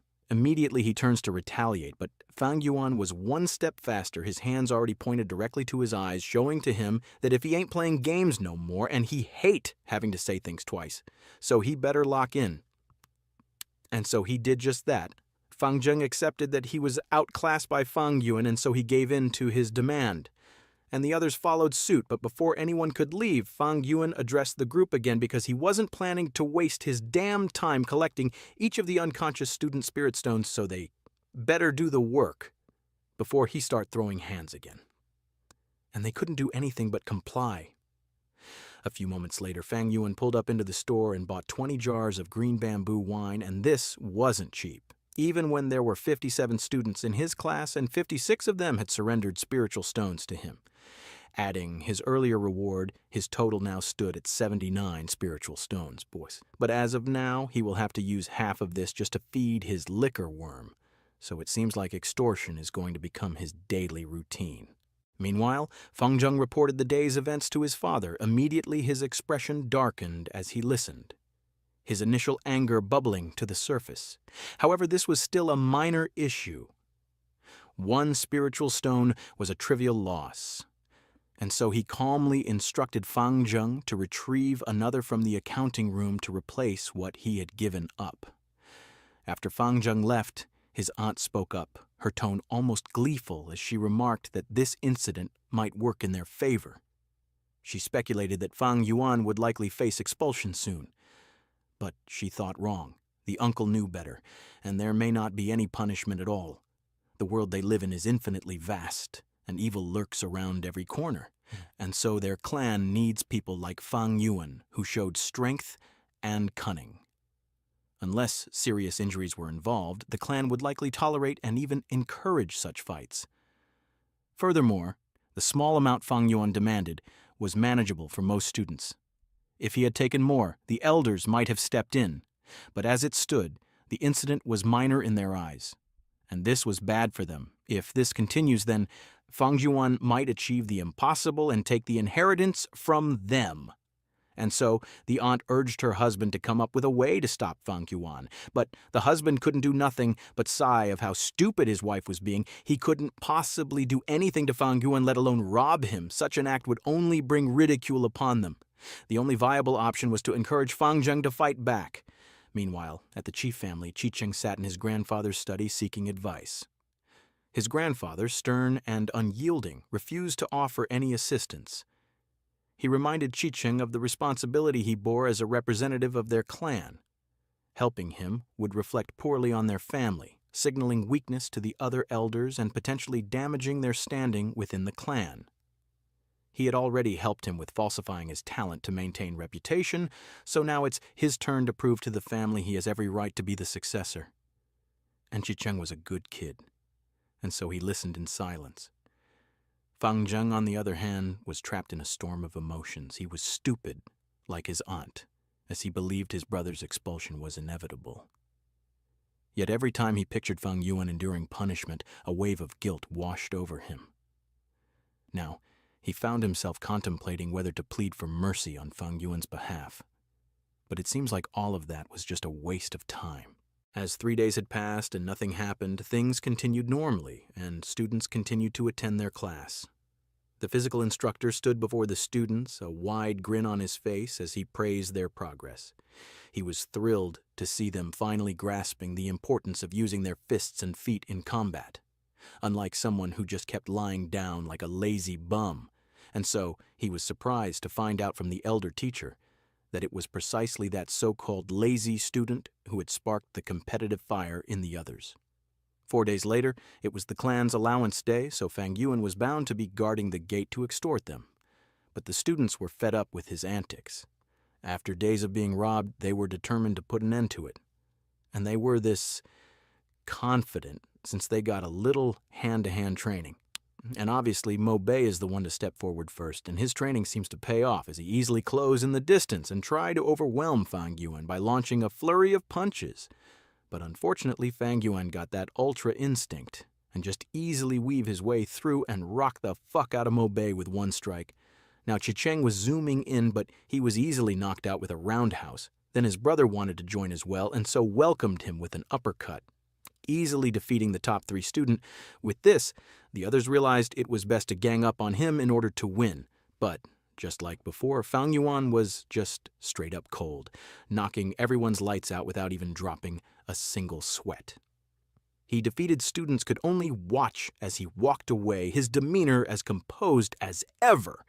Mo Bei, recovering from his loss, growled in frustration and vowed he wouldn't let Fang Yuan off so easily next time. And that's where things started to get problematic.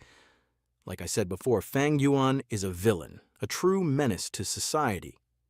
The events that will unfold will definitely demonstrate why that is.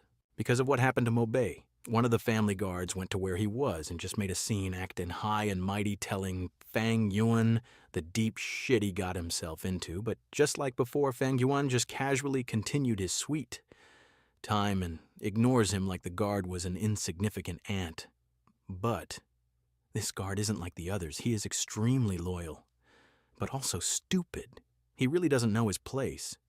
And he didn't like being ignored by a kid, and so he ruined Fang Yuan's meal to both provoke and send a message that he isn't here to play, and the young miss of the Mo family is on her way to settle the score with him. The biggest mistake he have ever made in his life. Because Fang Yuan was really pissed. You really shouldn't touch a man's food like that. Look at his face right now. Whenever you see an MC with shadow all over his face, you know someone's getting bodied. And it was all because of Moyan. A few hours earlier, Moyan, a rank 2 mid-stage Gu master, had returned to her family estate. But upon arrival, she got the news from the servant that the young master Mo Bei had been bullied at school. And just like any sister, she was concerned. And so Moyan went to Mo Bei to get the full story. But you see, even if he is young, Mo Bei is prideful. He didn't want to appear weak in front of his sis, and he refused to speak, but he made a mistake. The dummy he was hitting had the face of Fang Yuan, and with Moyan's sharp eyes, she immediately knew who to look for. Still, this didn't answer why the family hadn't taken any action to this incident, and so she went straight to where her grandfather was, and she asked about Mo Bei's situation, but he interrupted her, demanding she first report on the investigation he had tasked her with. And so Moyan composed herself and gave her findings. The wolf den was nearly full. Based on the current breeding rate, while there might not be a wolf tide this year, there would undoubtedly be one next year, and this was to be expected since wolf tides typically occurred every 3 years. But the Gramps' primary concern was the number of Thunder Crown wolves. Fortunately, there seems to be only 3 Thunder Crown wolves, and this was manageable. If the 2 other families could each handle one, then they could easily repel the wolf tide. But now that was concluded, Moyan pressed again for information about Mo Bei. This time, her grandfather smiled as he explained that someone had beaten Mo Bei soundly, once 7 days ago and again today. He even remarked that it was a good beating. But it seems like Moyan had a different opinion, and so her grandfathers reminded her of the value of struggle, and that humiliation and failure were essential for growth. Mo Bei's recent challenges had already reignited his determination to practice harder. So if she truly cared about Mo Bei, then he urged Moyan not to interfere. And besides, their family's strength lay in adhering to the rules. If she bullied the weak to avenge her brother, it would damage the Mo family's reputation. Strength didn't just come from love or family, it needed the sharp edge of rivalry to thrive.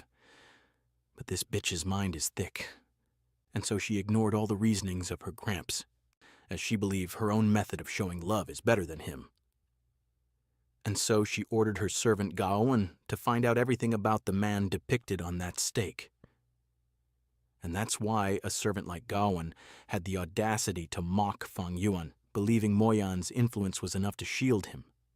Fang Yuan, however, remained unimpressed. His calm demeanor unsettled those watching, as though he was merely observing a piece of meat destined for the chopping block.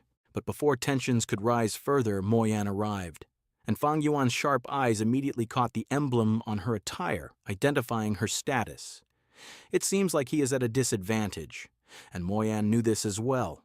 So she immediately provokes Fang Yuan by asking if he had ever tasted a fist before, suggesting it might be an interesting addition to his meal.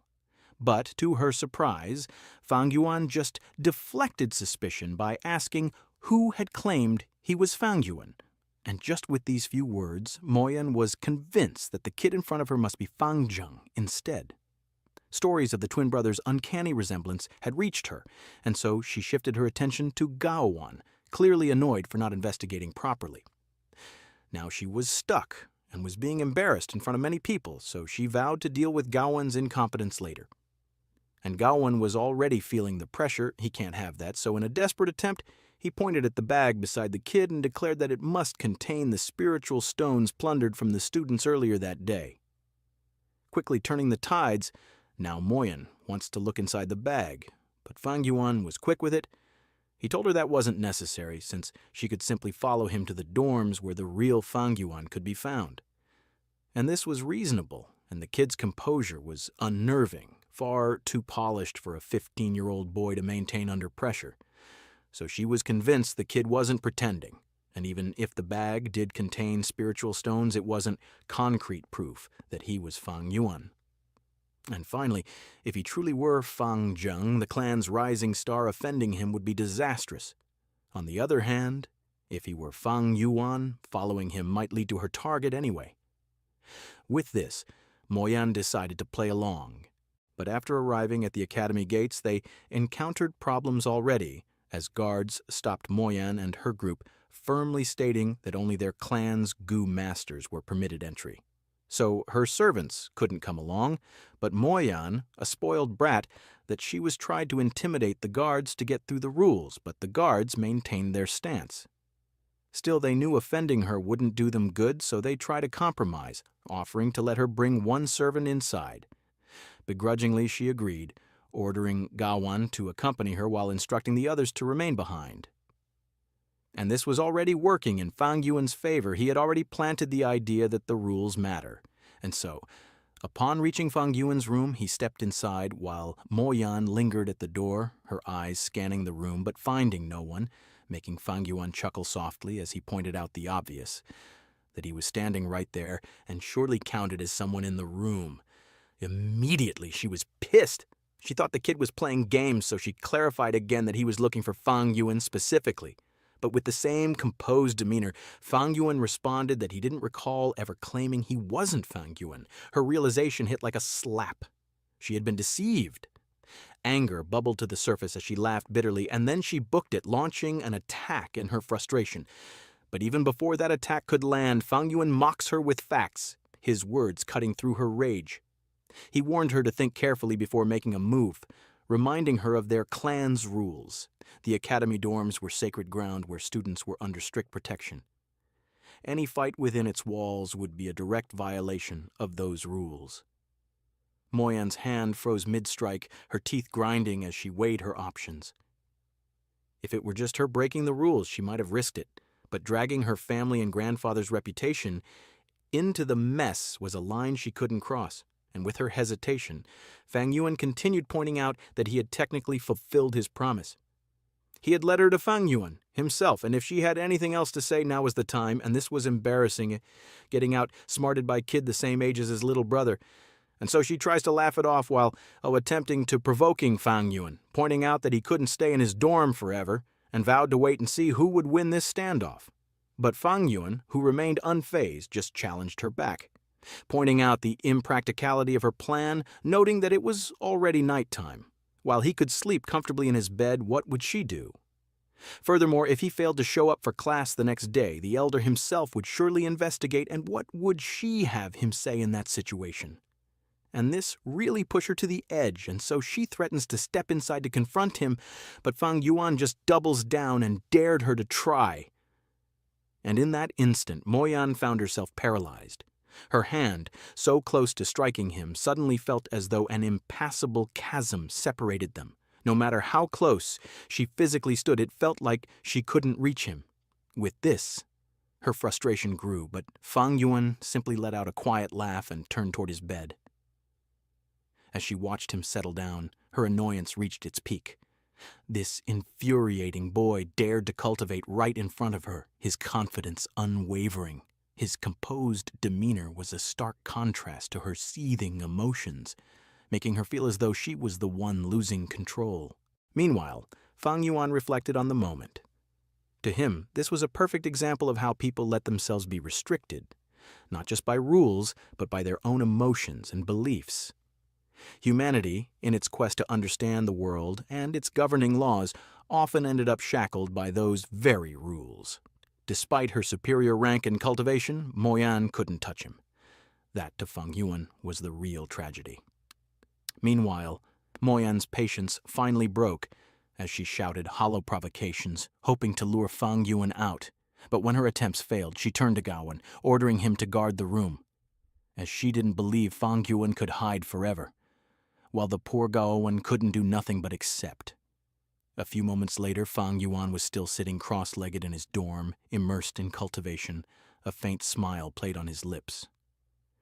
The liquor worm was proving to be every bit as exceptional as he had anticipated.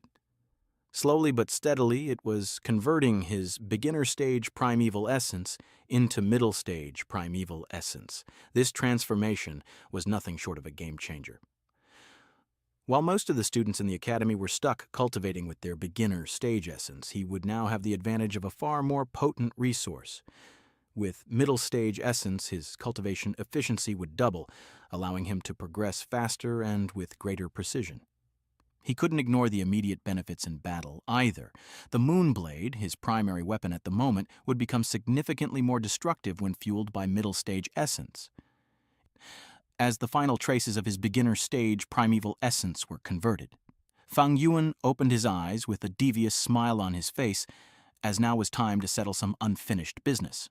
Meanwhile, Gaowen, who was at the door, awoken as he heard footsteps creeping in. Turning towards the sound, he could see Fang Yuan was finished with cultivating. And so he took this opportunity to provoke him, taunting Fang Yuan to step out of the dorm. To his surprise, Fang Yuan complied, facing him with an unsettling calmness. Without hesitation, Fang Yuan launched a swift attack, aiming directly at Gaowen's balls. But Gaowen managed to block it just in time. But still, he was pissed off. So he retaliates, furiously, charging at Fang Yuan. Even when several attacks was thrown at him, he was tanking it all. With this, Fang Yuan realized that in front of him wasn't some ordinary servant. Gaowen was at the peak of mortal martial arts, so in a pure fistfight, his current body wouldn't stand a chance against this man. Gaowen's strikes could potentially kill him outright if he wasn't careful. Gaowen, on the other hand, was growing increasingly uneasy. Fang Yuan's attacks were relentless and targeted with surgical precision, always aimed at his vital spots. It was clear this boy wasn't just trying to incapacitate him. He was aiming to kill. No wonder Mo Bei couldn't defeat him. Still, Gaowen maintained confidence. He believes that since Fang Yuan was still just a child, his body no match for him. So all he needed to do was capture the boy. However, his confidence quickly wavered when Fang Yuan suddenly targeted his eyes, forcing Gaowen into a desperate block, forcing him to be enraged and attack aimlessly, and it seems to be working, since all Fang Yuan could do is step back and dodge these blows, which boost Gaowen's confidence, and not only that, he clung to the Academy's rules, believing that Fang Yuan wouldn't dare use his goo. So winning would just be a matter of time. But unfortunately for him, although Fang Yuan used these rules to his advantage, he never intended to follow them. The only reason he hadn't used his Moonblade was because he was still trying to control his essence and conceal its true strength to prevent others discovering he possessed a liquor worm. So as soon as he got full control, he unleashed 3 Moonblades in quick succession. With this, Gaowen had no choice but to raise his hands to block, confident that a rank 1 Gu Master's Moonblade could only cause superficial injuries unless it struck a vital spot. But Fang Yuan was relentless. Before Gaowen could recover from the first strike, Fang Yuan appeared on the side and targeted the fresh cuts. And it surely hurt him, yet he recovered quickly to counterattack. Showing to Fang Yuan his attack did not matter, and unfortunately Fang Yuan acknowledged it as well. And so he changed his plans, deciding to unlock his limiter and just deal with the aftermath later. He unleashed a Moonblade much powerful than the last, as it was powered by his middle-stage primeval essence. And Gaowen didn't know this, so he didn't bother to dodge at all.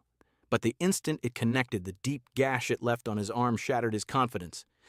He never signed up for this shit. The attack even cut through his bones, and so he decided to dip the F out of there while shouting for help.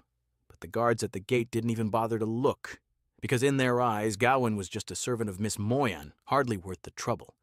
Letting him stay was already enough of a favor, and besides, Fang Yuan is young, he wouldn't dare kill someone outright. But that couldn't be further from the truth. Gaowen's cries grew more desperate as Fang Yuan continued with the barrage of attack, and he could have continued more if he likes, because Fang Yuan knows that Gaowen could scream all he wanted, but no one would come to save him. But Fang Yuan was already tired of his face, and so he decided to end it. Gaowen tried to plead one last time, but his head was already located somewhere else. Meanwhile, the guards were shocked beyond belief. They have never expected this to ever happen, but even before they could do anything, Fang Yuan ordered them to come over to him and give him their sword, and they don't want to end up like the other guy, so they complied. Now this is where you see why Fang Yuan is different from other MC. Remember, things didn't go according to his plan. He never intended to use his real strength, but Gaowen's wounds is enough to reveal the secret of his middle stage primeval ki, and in turn will expose the existence of his liquor worm, and they might even connect it back to the flower wine monk. These guards saw him use his moon blade to kill him, so lying would be impossible. On the other hand, if there aren't any witnesses, then his secret won't be exposed. If that's the case, he will just kill them all.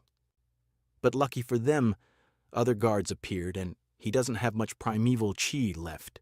He won't be able to kill them all, and so he turns to his plan C, and it looks like Gaowen will have to suffer for a bit more. And so he asked the guard to leave, as he would handle the body himself. And they couldn't say nothing because they knew that if they did, they would be the ones on the ground. But as they saw this kid drag the thing like it was a sack of rice, the guards couldn't believe what they're witnessing. With this, they realized they are not looking at a kid but a damn demon. The next day, whispers of Fang Yuan's actions spread like wildfire throughout the academy. The students even speculated that Mo Bei is next, and even Mo Bei himself couldn't stop shaking. All the courage from before had left his body. Now they couldn't even believe they even tried to fight a psycho like Fang Yuan. Meanwhile, Fang Yuan met with the elder because of what had happened. And he was straight to the point with it, acknowledging his violation of academy rules, admitting to use his goo within the dormitory, so he was willing to pay the penalty of 30 stones for a first-time offender. Immediately, the elder's face darkened with anger, as this was more than that, and Fang Yuan knows it as well. So he demanded an explanation for Gaowen's death.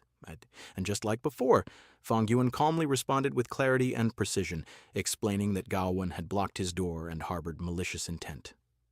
Claiming self-defense, he stated that he was left with no choice but to use his moonlight goo to eliminate the threat. Furthermore, he highly suspects that the servant might have been working secretly for another village, and so he requested the elder to conduct a serious investigation about this. And this was a huge accusation to make. But the teacher wasn't a fool either, so he knows that this brat was using every bit of circumstance to his advantage. With Gaowen dead, there was no one to contest the story, so he could tell anything as he pleased. And in truth, Gaowen was a mere mortal. His death would stir little concern. However, as a servant of the Mo family, his demise within the academy walls required a formal explanation. This is very troublesome. He had never expected things to escalate like this. Initially, they intended to suppress the boy's growing arrogance by allowing Gaowen to intimidate him. But who could have imagined that Fang Yuan would actually go as far as ending the guy? What was even more unsettling was how unnervingly calm the boy remained. It didn't feel like he had just committed something like that. The level of control and cunning in someone so young was deeply troubling. Yet, there was little he could do at the moment, and so, returning to the matter at hand, the elder asked what had been done with Gaowen's body, and Fang Yuan couldn't help but let out a little laugh before he bring down the bombshell. And that he only did what was fitting. Although he had ended the guy, he was still the servant of the Mo family. He understood certain considerations were necessary. And the very least, he should give the family some face. I can't really say this part because of how wicked things were. So basically, he got a toy, like a Lego minifigure, and he just disassembled the toy, put him in a box. And then, early at dawn, he left the box on the Mo family's back doorstep, free of charge, no shipping fees, as a gesture of respect. Basically like what Xian did in Reincarnated as a slime. And damn! After reading this, my face was just like the elder. The audacity to say shit like that without even flinching was what really sold it. But that will be all for today, so tune in next time for more.